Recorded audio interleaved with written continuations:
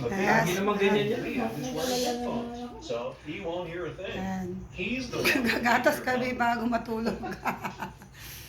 Okay, Yan. here's your last superhero case. Aming manager Leah at ang and Brad aming were walking to work and encountered a bear. unit owner. Long story short, the Unit bear owner ka na ba chased dito? them. Gusto mo ba dito tumira? Really needs your help.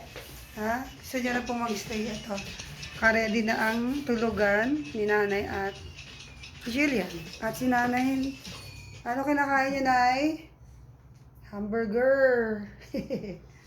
Ayan. Ayan. Pahigop-higop na lang ng gatas. Ayan.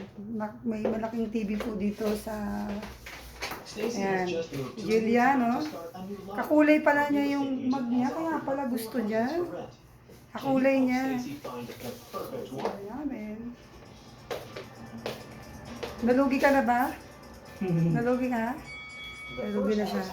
Lugi na sa bayarin eh. Lugi ka na sa bayarin? Kaya pa ba? Kaya pa. Andiyan na. Ay, may ganda dong view eh. Napakalamig ng room. Ito ang room namin. Ang room ni nanay. May pull out siya dyan. Ay, doon naman yung Ay, alam mo kabilang yung room. pinanonood namin ng nanay. Kabilang room? Excuse me, Jillian. Dito mayroon pong room sa kabila. Ito naman ang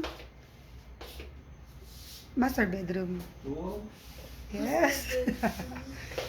Natamaan. Dati. Ano mo na kasi, ama na yan. Ayaw na naman. Ama na daw. Ayaw niya na. Mary runs a wedding planning. Okay, padaan-daan.